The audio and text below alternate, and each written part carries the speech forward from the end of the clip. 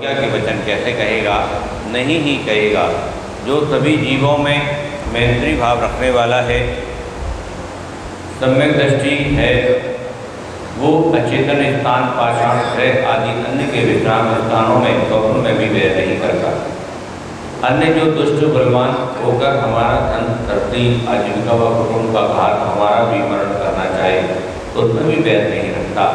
वह तो इस प्रकार विचार करता है कि हमारे पूर्व उपार्जित कर्म के उदय से मुझसे वैर रखने वाला बलवान शत्रु पैदा हुआ है। एक सम्यक दृष्टि जीव के यदि कोई घोर शत्रु भी होता है तो उससे भी वो नफरत नहीं करता है, ईर्ष्या भाव नहीं रखता, द्वेष भाव नहीं रखता। इतना ही सोचता है कि यदि ये मेरा विरोधी है, मेरा शत्रु है, तो मेरे पूर्व कर्म के उपार्जित जो मैंने कर्म किए हैं, पूर्व में जो मैं कर्म करके आया हूँ, उस कर्म के उदय के कारण आज मुझे मेरा ये अपोनेंट या मेरा शत्रु मुझे इस भव में प्राप्त हुआ है। ऐसा वो करते हुए उसके प्रति भी कामभाव रखता है।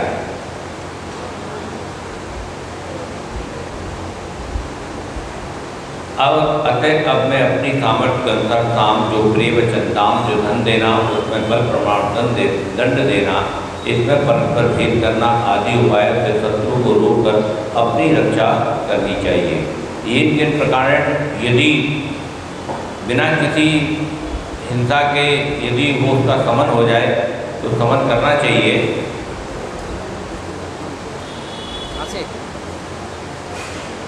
मतलब ये कह रहे हैं कि जो सम्यक दृष्टि जीव होता है उसका यदि कोई महावैरी होता है तो उसके प्रति भी वो द्वेष भाव नहीं रखता। वो ये कहता है कि ये मेरा जो महावैरी है, ये मेरे पूर्व में जो मैं कर्म करके आया हूँ, निश्चित रूप से मैंने भी इसके संग कुछ ऐसा गलत किया है कि इस वक्त में ये मेरा वैरी बन के पैदा हुआ। ऐसा वो सोचता है और अपने दिल में, अपने मन में समता भाव रखता है। सम्यक दृष्टि जीव, सम्यक दर्शन के ये वात्सल्य अंग पढ़ रहे हैं हम कि वात्सल्य अंग क्या सिखा रहा है। वात्सल्य अंग कहता है कि जिस संसार में 1 इंद्रिय, 2 इंद्रिय, 3 इंद्रिय, 4 इंद्रिय, 5 इंद्रिय, सैनी असैनी सब मेरे मित्र हैं, कोई भी मेरा दुश्मन नहीं है। यदि कोई दुश्मन है तो मेरे कर्म के उपार्जित जो मैंने कर्म अपने भान रखे हैं, उस कर्म के उदय के कारण मेरा दुश्मन है, अन्यथा इस संसार में मेरा कोई भी दुश्मन नहीं है। ऐसा वात्सल्य अंग सम्यक दर्शन का ये शिक्षा देता है। मेरे पूर्व उपार्जित कर्मों का उदय आया, इसलिए शत्रु को बलवान बनाया, मुझे कमजोर बनाकर कर्मों ने दंड दिया है। अब मैं किससे बैर करूं? मेरा वैदिक कर्म निर्जरित जैसे ही जाए वैसे साम भाव को धारण कर कर्म को जीतूं, अन्य से बैर करके व्यर्थ का कर्म बंद नहीं करूंगा। सम्यक दृष्टि को सभी में वात्सल्य है, किसी से बैर नहीं है। पार्श्वनाथ भगवान और कमठ का इसमें सबसे अच्छा उदाहरण है। कमठ ने 10 गवों तक इतना वैर किया उनसे, लेकिन पार्श्वनाथ का जीव शुरू से ही सम्यक दृष्टि था और वो उनको अपना वैरी नहीं मानता और इसी के कारण एक तरफा वैर चला। यदि कोई दुष्ट जीव धर्म से वैर करके मंदिर प्रतिमा का विघ्न करना चाहे तो उसे अपने सामर्थ्य रोका जा सके तो रोकें। अपने से प्रबल हो तो विचार करें कि काल के निमित्त धर्म का घातक होकर प्रकट करना वैर बाध रहा है। प्रबल है, कैसे रुकेगा? हमारे उत्तम क्षमा आदि तथा साम्य ज्ञान, श्रद्धान आदि धर्म को घातने में कोई समर्थ नहीं है। मंदिर आदि तो दुष्ट बिगाड़ते ही हैं और धर्मात्मा पुनः बनाते हैं। काल के निमित्त से, पंचम काल के दोष से अनेक दुष्ट उत्पन्न होते हैं, उन्हें रोकने में कौन समर्थ है? भावी बलवान है। यदि अच्छी होनहार होती है तो दुष्ट मिथ्या दृष्टि प्रबल बल के धारक नहीं उत्पन्न होते। इसलिए वीतरागता ही हमारे लिए परम शरण है।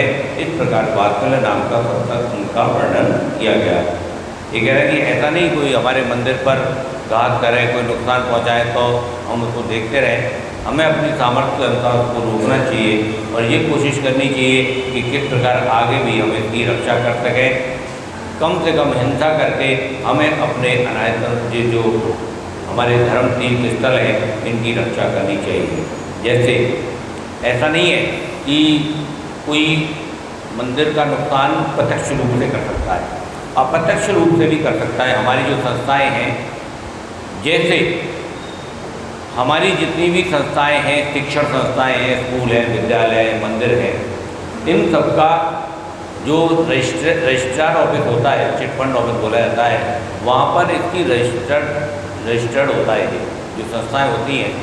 लेकिन यदि आगरा में सभी मंदिरों की लिस्ट बनाई जाए तो मुझे नहीं लगता कि 30-40% से ज़्यादा मंदिर रजिस्टर्ड होते हैं।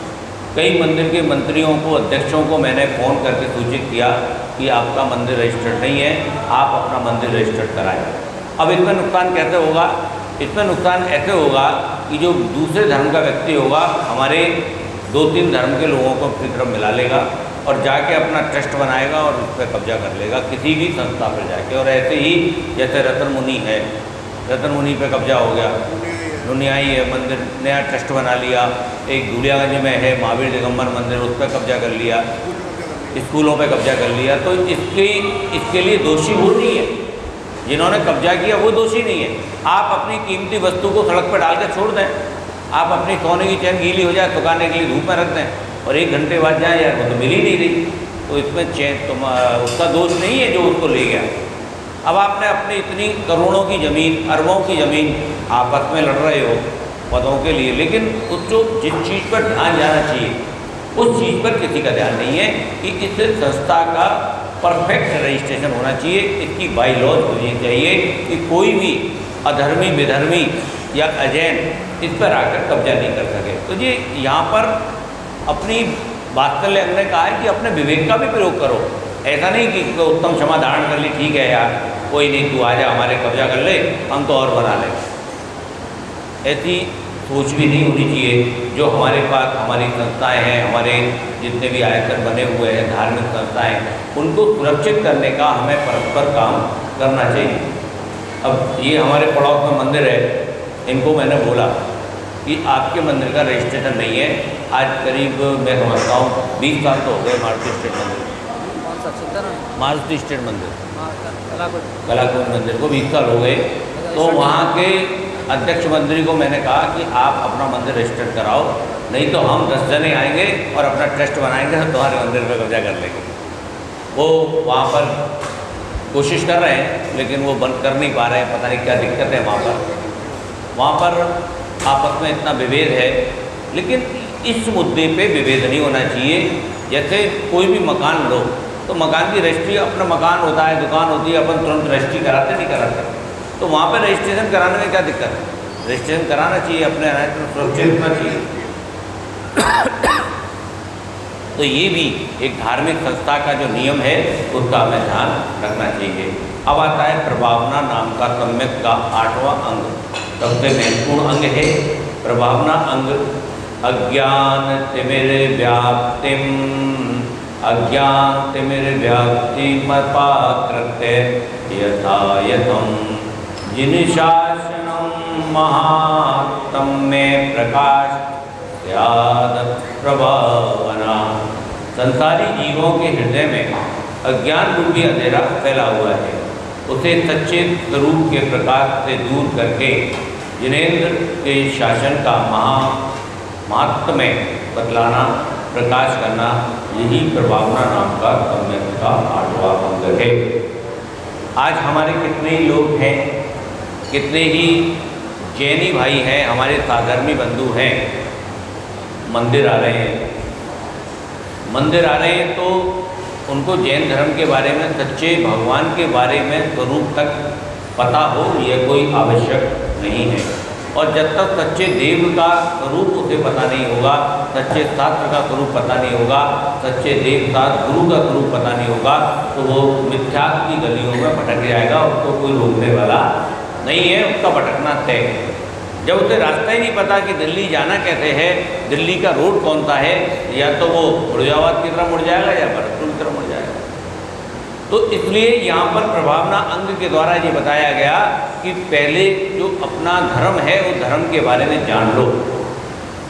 क्या है सच्चे गुरु की सच्चा सुख क्या है, सच्चा। अब आप ये देख लीजिए, हम मंदिर आते हैं तो मंदिर में आके घंटी क्यों बजाते हैं? बताइए, बताओ मनोज बाबू। आप मंदिर में प्रवेश करते हैं, मंदिर में आके घंटी क्यों बजाते हैं? कभी सोचा, कभी विचार किया कि भगवान को बताते, भगवान तो टन टन टन हम आ गए, हमारी तरफ देख लो।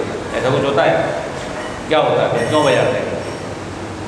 अनूप बाबू बजाइए। निर्मल बाबू आप रोज़ घंटी बजाते हैं, कोई एक बार बजाता है, कोई 2 बार बजाता है, कोई फायर ब्रिगेड की तरह बजाता चला जाता है, टन टन टन टन। सुनो सुनो सुनो भगवान, अब भगवान सुन ही नहीं रहे।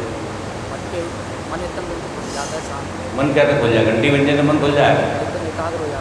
बताओ।